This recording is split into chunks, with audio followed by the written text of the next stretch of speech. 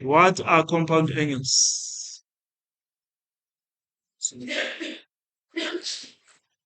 So if let's say we have to prove that cosec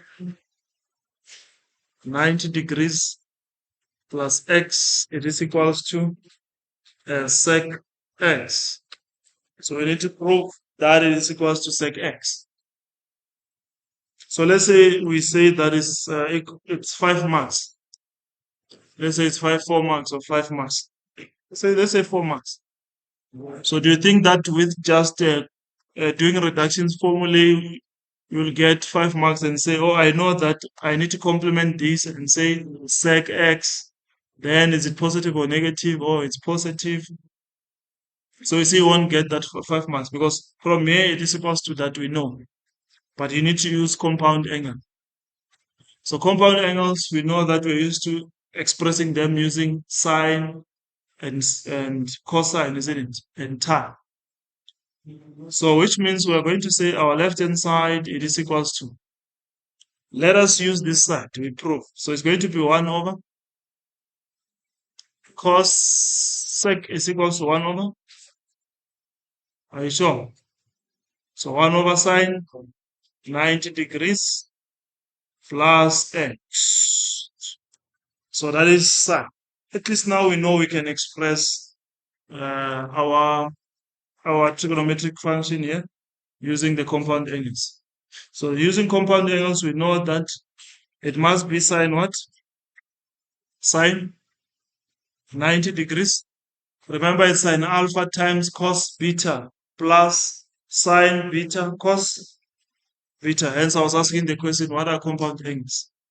So we have sine 90 cos x plus we'll have sine x multiplied by cos 90 degrees. So there's a special case here that we need to understand. So I hope you recall those compound angles. It's just that at the end, I don't have to. So the special case of understanding the graphs of sine and cosine.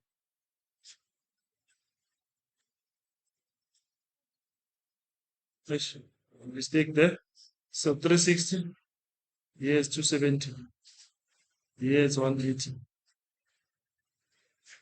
That's 1. That's minus 1. So if you look into sine, this is sine graph.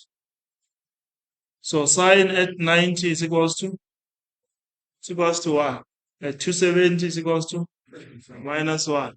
But if sine at 90 is 0, sine at 180 is 0, sine at 360 is 0. So when you say sine 90,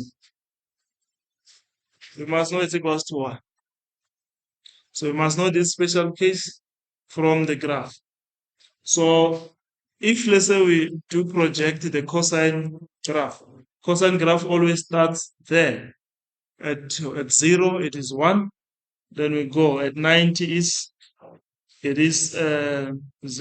We move and we have a solution there. Then it goes at 270 0. At 360 it's 1. That is cosine graph. So 270 0, at 90 is 0. That's cosine. But at 180 it's 1. I should have turned it 1. At 180 it's 1 and at 360 is 1. That's cosine. So I wanted to show you those special cases. You just need to know it from head without even using a calculator. We're using it from the head. Okay, in 5 minutes. Right, so we'll have 1 over. So what is sine 90? 1. It's 1 multiplied by cos x. Therefore, plus sine x. So what is cos 90? At 90 cos is 0. Can even use your calculator, but knowing from the graph is 0. Then therefore we have 1 over cos x. And what is 1 over cos x?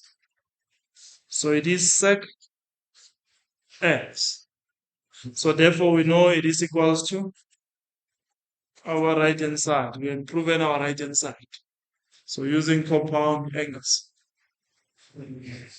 So that's how we prove it. Very easy, no? Lemon squeezy.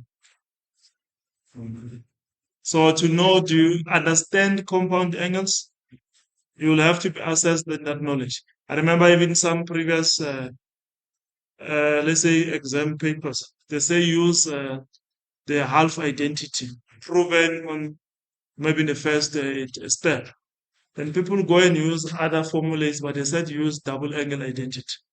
So you need to pay attention. Here we can do reduction straight angle straightforward, but the method wants the steps on this to assess. Do you understand compound angles? Number two, do you understand reciprocal ratios? The reciprocal